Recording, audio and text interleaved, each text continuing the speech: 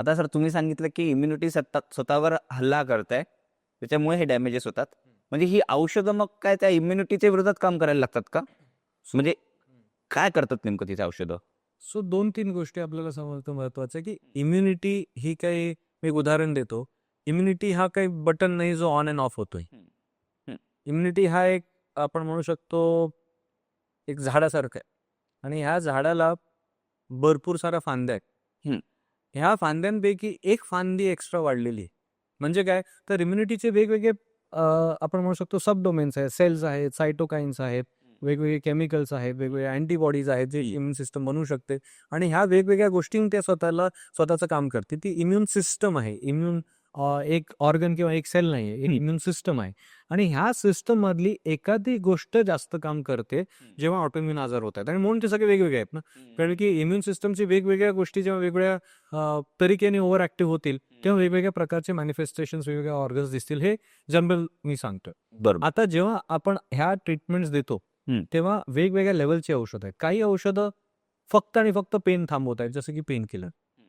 काही औषधं ह्या इम्युन सिस्टममुळे होणारे जे केमिकल शरीरात बनतात त्यांचं प्रोडक्शन कमी करतात. काही औषधं जिथे डॅमेज होतोय, इन्फ्लमेशन होतोय, ते इन्फ्लमेशन थांबवत आहेत. सो प्रत्येक औषध वेगवेगळ्या लेवलचं काम करतं.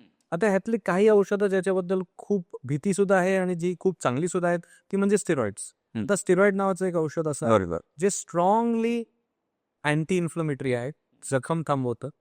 पण जर फार वेळ दिलं गेलं किंवा फार जास्त डोसमध्ये वापरलं गेलं तर इम्युन सिस्टमलाही खाली खेचू शकतं. आता हा बॅलन्स करणं महत्वाचं आहे की आपल्याला कितपत इन्फ्लमेशन थांबवायचंय, इम्युनिटीला किती खाली आणायचं आणि किती वर आणून थांबवायचे. आणि हा इझी टास्क नाही, कारण की एक्झाम्पल आपण शुगरचं घेऊया. डायबिटीज असेल, शुगर वाढली, आपण शुगर कमी करतो. पण तिथे माझ्याकडे एक टेस्ट आहे जी दरवेळेला सांगू शकते बाबा 100ची शुगर आहे, 200ची शुगर आहे, 100च्या खाली गेली का शुगर. इम्युनिटीसाठी अशी टेस्ट नाही आणि इम्युन सिस्टम फार मोठी कॉम्प्लेक्स सिस्टम आहे. त्यामुळे आपण त्या पुऱ्या इम्युन सिस्टमला खाली आणत नाहीये, पण त्याची जी वाढलेली ब्रांच आहे त्या ब्रांचला आपण ट्रिम करतोय, शाखा ती कमी करून परत लाईनमध्ये आण. आणि ह्यासाठी आता नवीन औषध आले ज्यांना टार्गेटेड थेरपी म्हटलं जातं, जी फक्त आणि फक्त त्या शाखेवरच काम करतील. उदाहरण TNF ट्युमर नेक्रोसिस फॅक्टर नावाचा एक केमिकल आहे जो वाढतो जेव्हा रुमॅटॉइड आर्थरायटिस किंवा अँकिलोजिंग स्पॉन्डिलायटिसचे त्रास होत आहेत. आपण अँटी TNF नावाची औषधं देऊ शकतो जी स्पेसिफिकली त्या TNFला कंट्रोलमध्ये आणतात. त्यांना बायोलॉजिक्स म्हटलं जातं. असे इतर मॉलिक्युल्स आहेत जसं की CD20च्या खिलाफ एक रिटक्सिमार नावाचं इंजेक्शन येतं. जॅक इनिबिटर्स आता आलेले आहेत, टॅबलेट्स आहेत जे जॅक नावाचं एक मॉलिक्युल आहे ज्याच्या थ्रू इन्फ्लमेशन होते, त्याला कंट्रोलमध्ये आणू शकतात. सो असे वेगवेगळ्या लेवलचे टार्गेटेड थेरपीज आज अवेलेबल आहेत. ह्या सगळ्यांमुळे इम्युन सिस्टम कमी होणार का? आन्सर इज येस, बहुतेक गोष्टींमुळे. पण त्याचा अर्थ बटन ऑफ झालं का इम्युनिटीचं? नाही, आपण त्याला ट्रिम केलंय. पण इम्युन सिस्टम मुळात फायटिंग सिस्टम आहे, त्यामुळे तुम्ही त्याला ट्रिम केलं ती पूर्ण बंद नाही होत. जास्त कमी झाली तर येस इन्फेक्शनची रिस्क राहते, पण ती एवढी कॉमन नाही की आपण इम्युन सिस्टमला असंच डॅमेज करायला सोडलं पाहिजे. सो हा रिस्क बेनिफिट रेशो जो आहे हा प्रत्येक पेशंटसाठी आपल्याला कस्टमाइज करावा लागतो. एक्झाम्पल मी घेईन, तुम्ही आता एक्झाम्पल घेतलं 25 वर्षाच्या मुलीचं, तिची इम्युन सिस्टम आणि एखादा 70 वर्षाच्या महिलेची इम्युन सिस्टम तुम्हाला वाटतं सेम असेल का? नाही. मग जेव्हा रुमॅटॉलॉजिस्ट औषध देणार तर हा एक फॅक्टर झाला की मी 25 वर्षाच्या मुलीला ज्या प्रकारच्या औषधांचे डोसेस वापरीन तसे मी 50, 60, 70 वर्षाच्या महिलेला नाही वापरणार. आणि so on and so fourth. During pregnancy immune system बदलेल, ड्युरिंग लॅक्टेशन वेगळ्या गोष्टी येतील, इन्फेक्शन झाले तर वेगळ्या गोष्टी होतील. ह्या सगळ्या स्टेजेसना स्टडी करून त्याप्रमाणे आम्हाला औषधं द्यावी लागतात. सर तर एक महत्वाचं या औषधांबद्दलचं मला विचारायचं आहे. एक कंपॅरिझन मला समजून घ्यायचं आहे. ही इम्युन कंडिशन्स अलीकडच्या काळात वाढली आहे का हे जाणून घ्यायचं आहे पहिलं. आणि ही औषधं किती जुनी आहे, म्हणजे कुठल्या काळातली आहे? कारण की हे याच्यातनं एक अंदाज लावायचा आहे की आधीच्या लोकांना किती त्रास झाला असेल. सो 2 प्रश्न विचारले आपण. पहिल्या प्रश्नाचं उत्तर की ऑटोइम्युन आजार वाढतायत का? Possibly yes, but there is a chance की वाढत नाहीयेत. आम्ही आता डायग्नोज करायला लागलो. आधी ते डायग्नोसिस नाही व्हायची, लेवलच नव्हता, टेस्टच नव्हते, स्पेशलिस्टच नव्हते, तर डायग्नोसिसच होत नव्हतं. असंही पॉसिबल आहे. पण डेफिनेटली अवेअरनेस वाढायला लागलाय आणि आता आकडे मोठे दिसायला लागलेत आणि ते आकडे अगोदरपासूनच असे होते आणि आता आम्हाला दिसायला लागले की आकडाच वाढतो हे सांगणं डिफिकल्ट आहे. हे नक्की मला वाटतं की स्ट्रेस हा एक मोठा फॅक्टर आहे यामुळे. सो शहरांमध्ये पोल्युशन आणि स्ट्रेसमुळे कदाचित हा आकडा मोठा असावा, पण हा माझा वैयक्तिक मत आहे माझं. I am not saying this are the numbers, this is what I think as a practising doctor. Second मुद्दा जो तुम्ही म्हणालात की औषधं किती जुनी आहे, तर औषधांमध्ये आता भरपूर ॲडव्हान्स औषधं आलेली आहे. आपण म्हणू शकतो की 1950s पासून काही औषधं इंट्रोड्यूस झाली होती, पण ती औषधं अशी होती की ती काम तर करायची, पण त्यांचे नंतर साईड इफेक्ट यायचे. सो त्यांचा वापर तेवढा झाला नाही, किंवा झाला तर बहुतेक लोकांना फायदा जेवढा झाला साधारणतः तेवढाच साईड इफेक्ट या.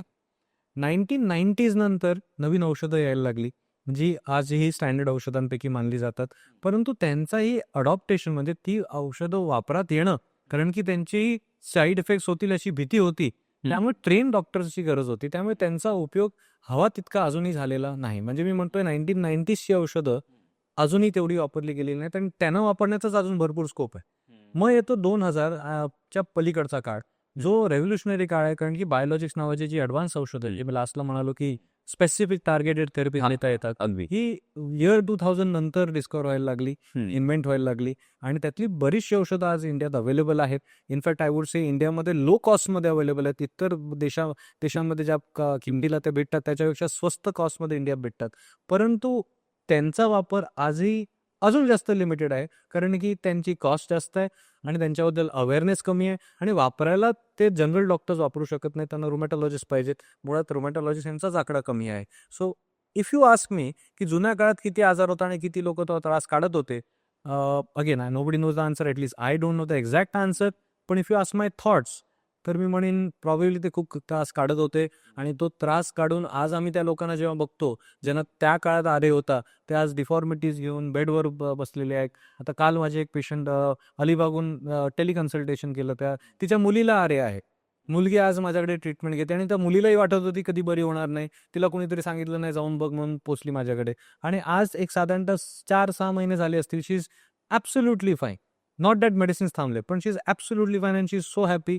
आज ती मला 6 महिन्यांनी सांगते की माझ्या आईला सुद्धा आजार आहे, तुम्ही कन्सल्ट करणार का? मी म्हटलं हां, येऊन येते ना. तर म्हणते नाही नाही, माझी आई आता उठू शकत नाही, म्हणून व्हिडिओ कॉल केला. तर व्हिडिओ कॉल केला तर ती व्यक्तीला हात वरती उचलता येत नाहीये. त्यांचं वय साधारण 55-60 असेल. हात वरती उचलता येत नाही. ती व्हीलचेअरवर आहे सतत आणि बेसिक स्वतःच्या गोष्टींसाठी सुद्धा मदतीची गरज लागते. फोन हातात पकडता येत नाही. ही परिस्थिती झाली. सो ती जनरेशन जेव्हा ती औषधं जस्ट इंडियात होती, पण वापरणारे डॉक्टर कमी होते. आजही तीच परिस्थिती दिसते, पण मच बेटर. कारण डॉक्टर्स वाढलेत, अवेअरनेस वाढायला लागलाय. पण ती औषधं अजूनही मला वाटतं जितकी यूज करता येऊ शकतात, तेवढा अजून त्यांचा वापर नाही झाला, कारण पेशंट्स पोचत नाहीये. सर, आता प्रेग्नेन्सी संदर्भात तुम्ही सांगितलं की प्रेग्नेन्सी होऊ शकते. बिलकुल.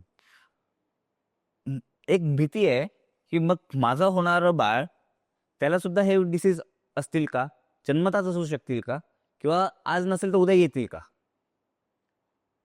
बघा, मी फॉल्स अश्युरन्सेस तर नाही देणार. बऱ्याचशा गोष्टी व्हायला होऊ शकतात. आपण कॉमन बद्दल बोलू शकतो. म्हणजे आम्ही कॉमनली काय बघतो, मला कॉमन विचारलात तर मी म्हणेन नाही, घाबरण्याची गरज नाही.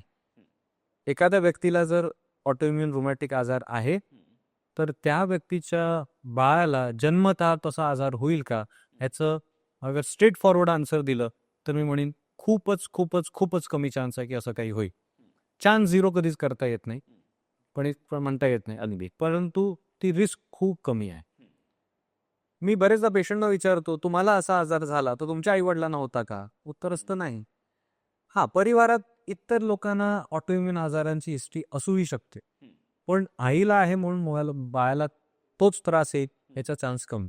परंतु इथे दुसरे गोष्टी समजणंही महत्वाचं आहे की प्रेग्नन्सी प्लॅन करताना, जरी मी म्हणालो की प्रेग्नन्सी प्लॅन करता येऊ शकते, बरेचसे अजून विचार झाले पाहिजेत की त्या बाईचा किंवा त्या महिलेचा तो आजार, ऑटोइम्युन आजार कंट्रोलमध्ये आहे का? तिची औषधं कोणती चालू आहेत? ती औषधं बदलण्याची गरज आहे का? तिला जो आजार आहे त्या आजाराच्या प्रकाराप्रमाणे प्रेग्नन्सी ती प्रॉपरली कंट्रोल करू शकेल का?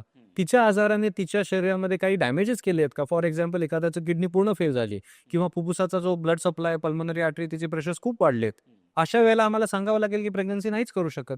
नॉट बिकॉज प्रेग्नन्सी नाही होऊ शकत, कारण की प्रेग्नन्सी स्वतः गोईंग थ्रू प्रेग्नन्सी, म्हणजे प्रेग्नन्सी होण्यासाठी जी शरीराची फिटनेस पाहिजे तीच नाही आहे, तो डॅमेज झालेला आहे. सो अशाही केसेस आम्ही बघतो. That's why I would say की रुमॅटॉलॉजिस्टना कन्सल्ट करून 6 महिने तरी आजार कंट्रोलमध्ये राहून औषधं त्याप्रमाणे चेंजेस करून आणि रुमॅटॉलॉजिस्ट आणि गायनेकॉलॉजिस्ट दोघांचं एकत्र टॉक झाल्यानंतरच प्रेग्नन्सीचा प्लॅन झाला पाहिजे आणि पेशंटला, फॅमिलीला या सर्व गोष्टी समजून पुढे जावं लागेल. If done with planning under guidance pregnancy can be done आणि बाळाला त्रास रिस्क खूप कमी आहे. पण जर असं होणार आहे आपल्याला आधीच माहिती होतं तर आपण ते प्रिव्हेंट करू शकतो का किंवा काय करू शकतो हे केस टू केस तुमचे रुमॅटॉलॉजिस्ट म्हणजे त्या पेशंटचे रुमॅटॉलॉजिस्ट त्यांना सांगू शकतो.